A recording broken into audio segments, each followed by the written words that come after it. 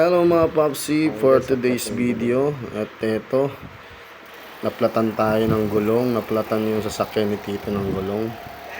Kahapon ginamit namin itong pumunta ng Letre, so buti na lang dito na kami at kanina lang din nakita na flat pala yung isang gulong dito sa hulihan.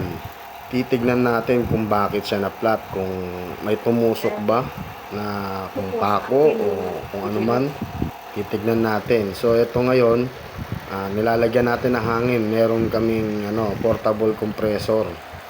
In case of emergency na nasa highway ka, at least kahit papaano maplatan ka, meron kang panghangin, di ba? Maganda kasi meron kang ganito. Lagi itong nasa sasakyan ni Tito. So malaking tulong to pagka meron kang ganito.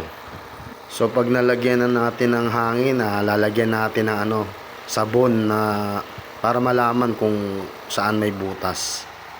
So ayan, pinapahiran na ni Tito ng sabon para makita na natin kung saan babanda yung butas nito, kung ano man yung tumusok dito.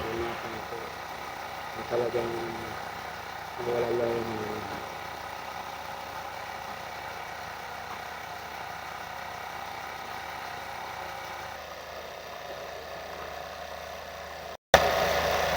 Ayan guys, yung butas Ayan. Diyan sumisingaw ngayon. yan. Tornilyo yata, ayan yun. Dito wala na ka. Wala na, yun lang. Tingnan. Yan, tornilyo nga. Guys, nakita na kung bakit na flat. Ayan. Ang maganda talaga pag meron kang compressor sa bahay o talagang portable na compressor. Kasi anytime kung saan ka mamasiraan, magagawa ng paraan.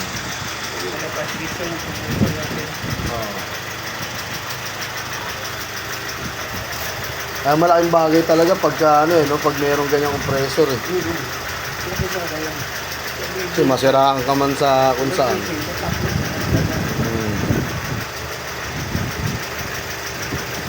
Siraan ka man kung saan, at least. Oo.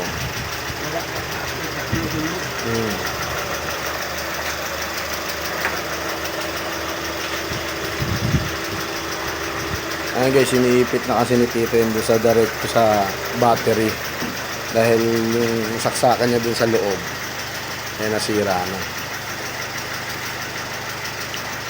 So yan, dadalhin niya yan sa vulcanizing shop para maayos.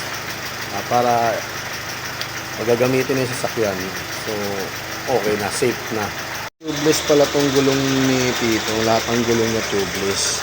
So kung meron sana kaming yung pang repair kit ng gulong, magagawa ng ng paraan. Hindi naman talagang mabilis na sumirit no?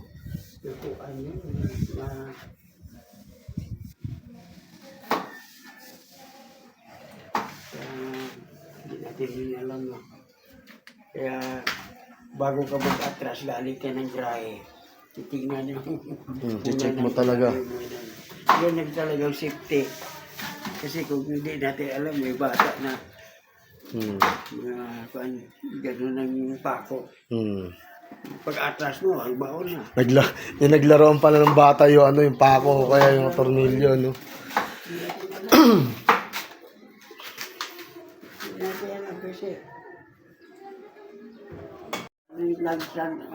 Pako isandal sa gulong, pag-atras mo, baon talaga. Oo.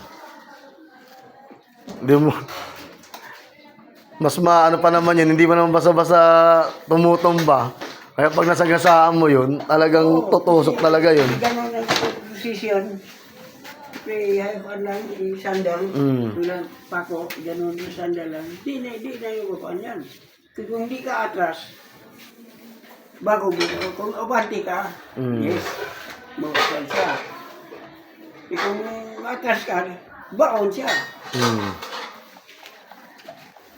Kaya ganyan yan. Minsan, ganyan ako, titignan ko muna. Minsan, malimutan. Kung di ba, laging ginagawa. Kasi safety yan, safety sa sakyan mo. Basta saan tayo mag-parking. Hindi natin alam. Lagyan ka na, no? May mga naglalaro, may nagtitrip. Yan.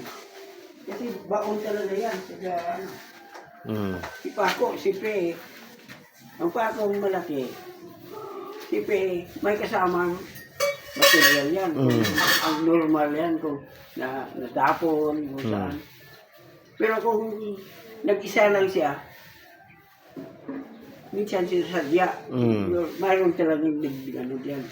Di basta-basta yan upasok ng Paco pagka nakahiga lang ng Paco. Siyempre pag gusto yan. Talsik pa yan eh. Yung ganyan, yung hindi na naman ako, pag-atras. Talagang atras ka eh. Ha? Katulad ng ginawa niya doon sa motor ko. Oh. Tumasa ng pako na